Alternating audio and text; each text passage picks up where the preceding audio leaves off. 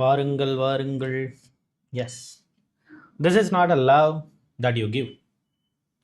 உங்கள் மனசுக்குள்ளே வந்து பயங்கரமான ஒரு லவ் அப்படிங்கிறது ஒன்று இருக்குது. ஓகே, பயங்கரமாக அதை வந்து கொட்டி தீக்கிற மாதிரியான ஒரு பயங்கரமான ஒரு லவ் அப்படிங்கிறது இருக்குது. ஒரு மிகப்பெரிய ஒரு பாசம் அக்கறை எல்லாத்தையும் காட்ட நீங்கள் தயாராக இருக்கிறீங்க.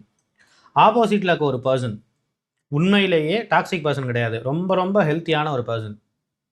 உங்ககிட்ட லவ் இருக்குது, ஆப்போசிட்டில் இருக்கவங்க உங்களை எம்பத்தைஸ் பண்ணுற மாதிரி ஒரு ஹெல்த்தியான ஒரு பர்சன், விச் மீன்ஸ் ரொம்ப நல்லவங்களாக இருக்கிறாங்க. இப்போ இங்கே என்ன ஆகணும்? உங்கள் லவ்ங்கிறது சக்ஸஸ் ஆகணும். ஆனால் ஃபெயிலியர் தான் ஆகும்.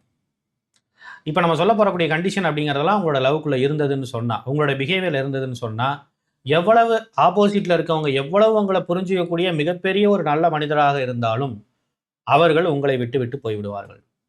ஏன் அப்படிங்கிறத பார்த்துருமா? வாங்க பார்ப்போம். சின்ராஜே, ம்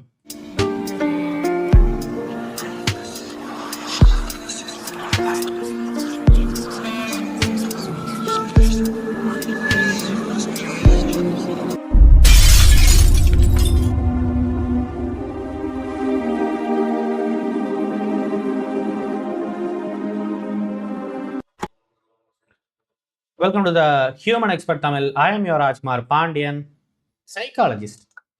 ஸோ நாம் வந்து ஒரு முக்கியமான ஒரு புது ஒரு மைண்ட் ட்ராப் சைக்காலஜி அப்படிங்கிற ஒரு விஷயத்தை ஆரம்பிச்சிருக்கோம். இதில் முழுக்க முழுக்க நம்மளுடைய இன்னர் கான்ஃப்ளிக்ட்ஸ், நாம் இந்த லைஃப்பில் ரிலேஷன்ஷிப்பில் நல்ல ரிலேஷன்ஷிப்பில் நம்ம லைஃப்பை எப்படி மேக் ஓவர் பண்ணுறது, ரிலேஷன்ஷிப்லேருந்து தொடங்கி கிட்டத்தட்ட நமக்கு பேஷனாக இருக்கிற ஒர்க்லேருந்து ஜாப்லேருந்து எல்லா விதமான விஷயத்துலையும் சைக்கலாஜிக்கல் ஓரியன்டான பார்ட்டை வந்து நம்ம வந்து பார்க்க போகிறோம். இன்றைக்கி அதில் ரொம்ப முக்கியமாக இதை வந்து நம்ம பார்க்க போகிறோம். பார்த்துருமா?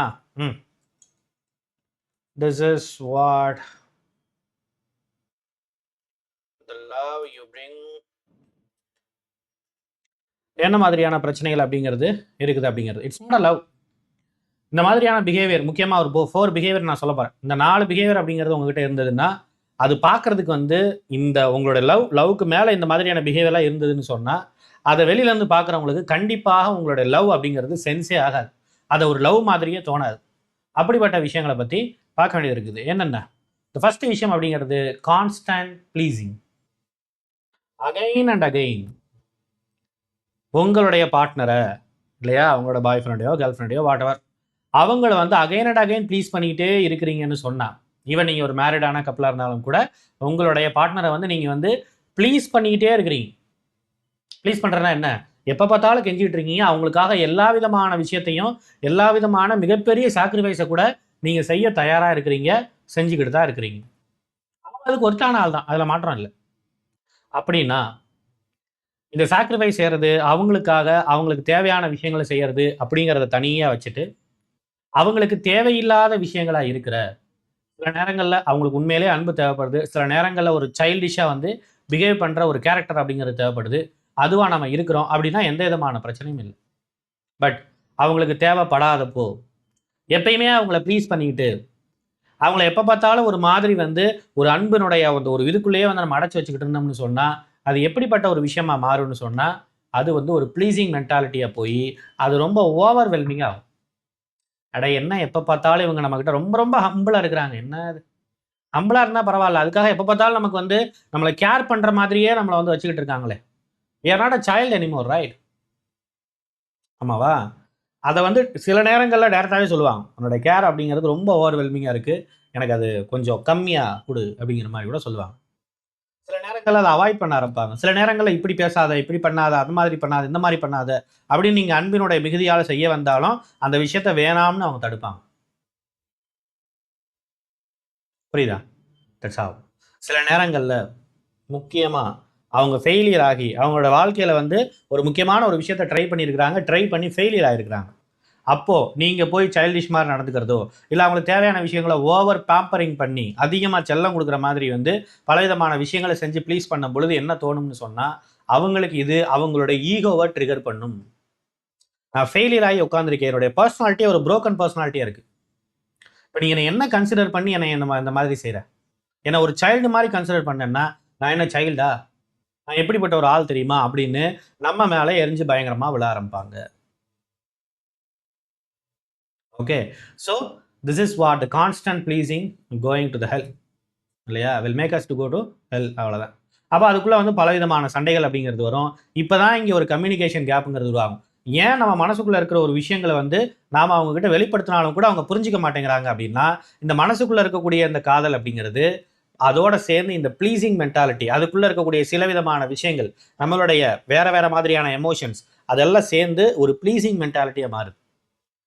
அப்படி ப்ளீசிங் மென்டாலிட்டி போகும்போது நம்ம என்ன பெர்ஃபார்ம் பண்ணணும் அப்படிங்கிற மாதிரி தான் வந்து நம்ம புரிய வச்சுக்கிட்டு இருப்போமே தவிர, அவங்க எந்த நிலைமையில இருக்கிறாங்க, எப்படிப்பட்டவங்களா இருக்கிறாங்க, என்ன மாதிரியான விஷயங்கள் இருக்காங்கிற ஒரு விஷயத்த நாம் மறந்துடுவோம். எமோஷனலி நாம வந்து ஓவர்வெல்மிங்கா இருக்கிறனால அதை நாம் மறந்து விடுவோம். புரியுதா? அப்படிங்கும்போது அது வெளியில வந்து ஒரு ஒரு அன்பா, ஒரு லவ்வா, ஒரு அக்கறையா வந்து தோணாது. அது வந்து என்ன எரிச்சல் படுத்திக்கிட்டு இருக்க அப்படிங்கிற மாதிரி தான் தோணும். முக்கியமா ஒரு டாக்ஸிக் ரிலேஷன்ஷிப்ல இருந்து நீங்க வெளில வந்து இந்த மாதிரி வந்து ஒரு லவ் வந்து ஒரு உண்மையிலே ஒரு நல்ல பர்சன் கிடைக்கிறாங்க அப்படின்னா அவங்கள மிஸ் பண்ணக்கூடாதுங்கிறதுக்காக இந்த ப்ளீசிங் மென்டாலிட்டி அப்படிங்கிறது செய்யும் பொழுது அது அவங்களுக்கு எரிச்சலை தான் கொடுக்குமே தவிர, உண்மையிலேயே நம்ம மிஸ் பண்ற மாதிரியான ஒரு சிச்சுவேஷனை தான் கொடுக்குமே தவிர, இது அந்த ரிலேஷன்ஷிப்பை ஸ்ட்ரென்தன் பண்ணாது. புரியுதா? Then what else? Always available. எப்பொழுதுமே அவர்களுக்கு ஏற்ற மாதிரி வந்து அப்படியே டோர் ஸ்டெப்புக்கு பக்கத்தில் நிற்கிறது. நீ கூப்பிட்டா நான் வந்துடுவேன், நீ இது பண்ணால் ஓகேன்றுவேன். எல்லா விதமான விஷயத்துக்கும் I am always available, I am always ready. அப்படின்னா என்ன அர்த்தம்? என்ன நான் வந்து எனக்குன்னு தனிப்பட்ட விருப்பங்கள் அப்படிங்கிறது ஒன்றும் கிடையாது. நான் முழுக்க முழுக்க உனக்காகவே நான் வந்து இருக்கிறேன். அப்படி எனக்கான தனிப்பட்ட விருப்பங்கள் எதுவுமே இல்லை அப்படின்னு சொல்லிட்டு நம்மளுடைய விருப்பங்கள் பொதுவாக எல்லா மனுஷங்களுக்கும் விருப்பம் இருக்க தான் செய்யும். பட் அந்த மாதிரி விருப்பங்களை நம்ம சப்ரஸ் பண்ணிக்கிட்டு அவங்களுக்காக எப்பயுமே நம்ம அவைலபிளாக இருந்தோம்னு சொன்னால், இது எப்படிப்பட்ட ஒரு இன்டர்பிரிட்டேஷனை இந்த ரிலேஷன்ஷிப்பில் ஏற்படுத்தும்னு சொன்னால், அவர்கள் வந்து ஒரு மாதிரி கில்ட்டா, செல்ஃபிஷா ஃபீல் பண்ணுவாங்க. நம்ம எது அவங்கள பொறுத்த வரைக்கும் அவங்க எப்பயுமே நமக்கு அவைலபிளாக இருக்கிறாங்க, சூப்பர். அப்போ நம்ம வந்து அவங்களுக்காக அவைலபிளாக இருக்கணும்னு அவங்க ட்ரை பண்ணுறதுக்கு வாய்ப்பு இருக்குது. பட் அவங்களுக்கான பொறுப்புகளோ, ரெஸ்பான்சிபிலிட்டி அது சம்மந்தப்பட்ட விஷயங்கள் அதில் அவங்க கான்ட்ரிபியூட் பண்ண வேண்டிய கடமைகள் இருக்குது. அப்போ அதை பண்ண முடியாதப்போ நம்ம ரொம்ப செல்ஃபிஷாக நடந்துக்கிறோமோன்னு அவங்க யோசிக்க ஆரம்பிப்பாங்க. ரெண்டாவது முக்கியமான ஒரு விஷயம் அப்படிங்கிறது, இது ஒரு வகையான கில்ட்டாவும் ஒரு குற்ற உணர்ச்சியாகவும் அவங்களுக்கு மாறும். அப்ப இந்த ஒரு குற்ற உணர்ச்சி என்ன பண்ணும்னா, நாளைக்கு வந்து அந்த குற்ற உணர்ச்சி எப்படி காமிக்கிறதுன்னு தெரியாம, நாளைக்கு நம்ம மீது ஒரு கோபமாக மாறுறதுக்கு வாய்ப்பு இருக்கு. 3வது முக்கியமான ஒரு விஷயம். இப்ப நான் வந்து அவங்களுக்கு நான் அவைலபிளாவே இருந்துகிட்டே இருக்கிறேன்றாங்கல்ல. இப்ப அவங்க என்ன பண்ண ஆரம்பிப்பாங்க, உனக்கு என்ன புடிச்சிருக்கு? உனக்கு தேவையான விஷயங்கள் என்ன? நீ என்ன பண்ணலாம்னு நினைக்கிற? அதையெல்லாம் சொல்லு. ஸோ உனக்கான விஷயங்கள நான் செய்ய ட்ரை பண்றேன் அப்படிங்கிற மாதிரி, அந்த அவங்க வந்து ரொம்ப கஷ்டப்பட்டு உங்களுக்காக ஒரு கான்ட்ரிபியூட் பண்ணணுங்கிறதுக்காக வருவாங்க. ஆனா அந்த நேரத்துல நம்மளுடைய விஷயஸ்லாம் கொஞ்சம் அவாய்ட் பண்ணிக்கிட்டு, இல்ல உங்களுக்கு எது ஓகேவோ அதுவே ஓகே. அது ஒரு ப்ளீசிங் மென்டாலிட்டி. எதுவா இருந்தாலும் நீங்க சொன்னா ஓகே தான். எனக்கு அது சம்மந்தப்பட்டு எனக்கு எதுவுமே தேவையில்ல. என்னுடைய தனிப்பட்ட விருப்பங்கள், வெறுப்புகள்ங்கிறது எதுவுமே கிடையாது. நான் ஒதுக்கி வச்சுட்டேன் ஆல்ரெடி. நான் அந்த விஷயங்கள வந்து டிஸ்க்ளோஸ் பண்ணல. அப்படிங்கிற மாதிரி நம்ம வந்து பேசும்போது, இல்ல எனக்கு எதுவும் வேண்டாம். அப்படிங்கிற மாரி நம்ம பேசும்போது, ஆட்டோமேட்டிக்கா அது அவங்களுக்குள்ள வந்து ஒரு எரிச்சல தான் குடுக்கும். ஏன்னா நல்லவங்க என்னைக்குமே எப்படி இருக்கும்னா, நல்லவங்களுக்கு என்னைக்குமே கிராட்டிட்யூட் சென்ஸ் அப்படிங்கிறது அதிகம். நீங்க அவங்களுக்கு ஒண்ணு குடுத்துட்டீங்கன்னா, அதே மாதிரியான ஒரு விஷயங்கள அவங்க செய்யணும் அப்படிங்கிறதுல வந்து ரொம்ப ரொம்ப இதா இருப்பாங்க. இன்டென்ஸ்டா இருப்பாங்க. செய்யணும் அப்படின்னு ரொம்ப ரொம்ப கீனா இருப்பாங்க. பட் அதுக்கான ஸ்பேஸ நீங்க குடுக்காத போது ஆட்டோமேட்டிக்கா அவங்களுக்கு நெறைய விதமான வெறுப்புங்கிறது அவங்களுக்கு வரும். இது ரிலேஷன்ஷிப்குள்ள பலவிதமான சொல்ல முடியாத நம்மளால இன்டர்பிரட்டே பண்ண முடியல. ஏன் எங்களுக்குள்ள சண்டை வருதுன்னே தெரியல. 2 பேரும் நல்லவங்க தான். ஆனா ஏன் சண்டை வருதுன்னு தெரியல. இப்படிப்பட்ட ஒரு பிரச்சனைகளை கிரியேட் பண்ணும். Got it. The fear of judgment. நான் அவங்களுக்கு ப்ளீஸ் பண்ணிட்டே இருக்கிறேன். அவங்களுக்கு எப்பயுமே அவைலபிளா இருக்கிறேன். இப்ப ஆட்டோமேட்டிக்கா எனக்கு அடுத்த நிமிஷம் எனக்கு என்ன தோண ஆரம்பிக்கும்னா, அவர்கள் என்னை பற்றி என்ன நினைப்பார்கள்? அது ரொம்ப முக்கியம். அப்படிதான் நமக்கு தோணிட்டே இருக்கும். நான் இத செஞ்சா அவங்க என்ன நினைப்பாங்க? அத செஞ்சா அவங்க என்ன நினைப்பாங்க? எக்காரணத்த கொண்டு அவங்க என்னைய தப்பா நினைச்சிடக்கூடாது. அவங்க என்னைய தப்பா வந்து ஜட்ஜ் பண்ணிடக்கூடாது. நான் ஏதாவது கேட்டா அவங்க தப்பா நினைச்சுப்பாங்களோ? நான் ஏதாவது செய்யலைன்னா அவங்க தப்பா நினைச்சுப்பாங்களோ? நான் ஏதாவது செஞ்சா நான் தப்பா நினைச்சுப்பாங்களோ? அப்படின்னு சொல்லிட்டு, அப்படியே நம்மள போட்டு பலவிதமான குழப்பங்களுக்குள்ள நம்ம வந்து மாட்டிக்கிட்டு தவிச்சுக்கிட்டே இருப்போம். இது நம்ம வந்து சில நேரங்கள்ல எமோஷனலி ப்ரீ ஆக்குபைடா மாறுறதுக்கு கூட வாய்ப்பு இருக்கு.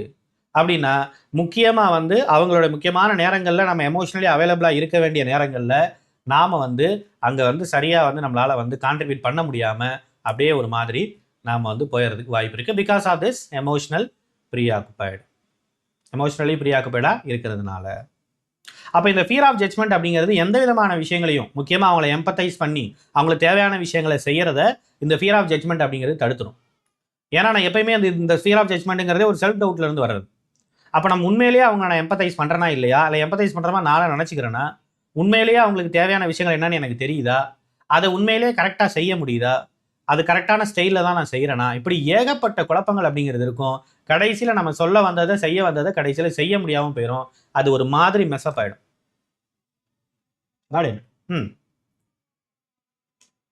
Sensitive to mistakes. இவ்வளோ விதமான விஷயங்களை நம்ம செஞ்சுக்கிட்டு இருக்கிற நம்ம கண்டிப்பாக நம்மளுடைய மனதுக்குள்ளே எந்த மாதிரியான ஒரு விஷயம் இருக்குன்னு சொன்னால், அவங்க செய்கிற சின்ன சின்ன மிஸ்டேக்ஸ், இல்லை அந்த மிஸ்டேக்னு கூட பெரிய அளவில் சொல்ல முடியாது.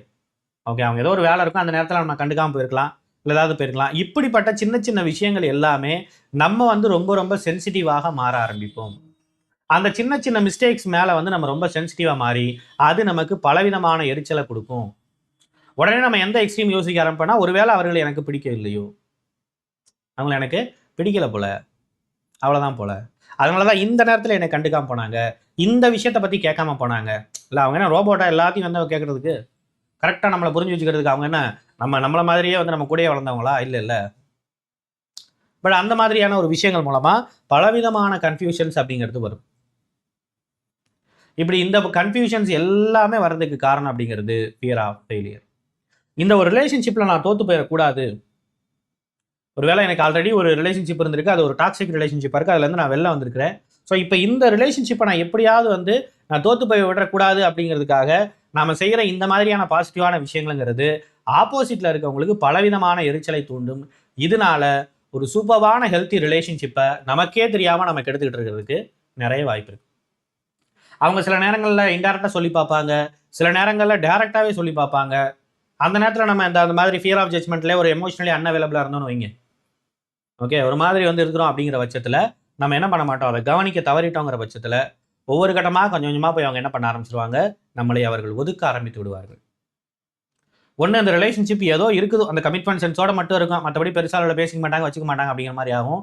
இல்லைன்னா ஒரு ஹெல்த்தி ஃபாலோ என்ன பண்ணுவாங்க அப்படின்னு சொன்னால் கண்டிப்பாக மூவ் ஆன் ஆகிறதுக்கு ட்ரை பண்ணுறதுக்கு வாய்ப்பு இருக்குது. So this is what you need to understand. Okay, so இந்த மாதிரியான கான்ஃப்ளிக்ட் அப்படிங்கிறது உங்களுக்கும் இருக்குது. இப்போ தான் கொஞ்சம் கொஞ்சமாக யோசிச்சு பார்க்கும்போது இந்த விஷயங்களே எனக்கு தோணுது அப்படின்னு சொன்னால், please come for the online session. Online therapy அப்படிங்கிறது 1-to-1 இண்டிவிஜுவல் செஷன் அப்படிங்கிறது நம்மகிட்ட இருக்குது. தாராளமாக நீங்கள் இது பண்ணலாம். இந்த ஃபியர் ஆஃப் ஃபெயிலியர் எப்படி நம்ம போக்குறது, இந்த மாதிரியான ஜட்ஜ்மெண்ட்லேருந்து நம்ம எப்படி வெளில வர்றது, ஃபியர் ஆஃப் ஜட்ஜ்மெண்ட்லேருந்து எப்படி நம்ம வெளில வர்றது, நம்மளை நாமளே இந்த மாதிரி டவுட்டுக்குள்ளாக்குற மாதிரியான செல்ஃப் டவுட்லேருந்து எப்படி வெளில வருது, இந்த மாதிரி பலவிதமான விஷயங்களை அங்கே நம்ம பேசுவோம். ஒருவேளை நான் நினச்சிக்கிட்டு கரெக்டாக, இல்லை இது ஒரு டாக்ஸிக் ரிலேஷன்ஷிப்பே நான் பாசிட்டிவாக நினச்சிக்கிட்டு இருக்கேன்னா அது ஏதாவது விஷயங்கள் இருக்கா, ஓகே, ஏன்னா ஆப்போசிட் இருக்க பார்ட்னரையும் கொஞ்சம் பார்க்க வேண்டியிருக்கு, அந்த மாதிரி ஏதாவது பிரச்சனைகள் இருக்கான்ட்டு பலவிதமான விஷயங்களை பற்றி நம்ம டிஸ்கஸ் பண்ணலாம். You can attend the online session. Okay, அந்த ஆன்லைன் தெரப்பி அப்படிங்கிறது உங்களுக்கு வேணும் அப்படின்னா தாராளமாக நீங்கள் நம்மளுடைய டிஸ்கிரிப்ஷனில் இருக்க அட்மின் நம்பரை நீங்கள் டயல் பண்ணி தாராளமாக உங்கள் அப்பாயின்மெண்ட்டை நீங்கள் புக் பண்ணிக்கலாம். Okay, this is a matter. So என்றைக்குமே ஆப்போசிட்டில் இருக்கவங்களை கவனிக்கிறதுங்கிறத விட நாம் நம்மை கவனித்துக் கொள்வது அப்படிங்கிறது ரொம்ப ரொம்ப முக்கியம். நாம் நம்மளை கேர் பண்ணிக்கிட்டால் மட்டும்தான் மற்றவங்களை கேர் பண்ணுறதுக்கான எபிலிட்டி நமக்கு வரும். That is what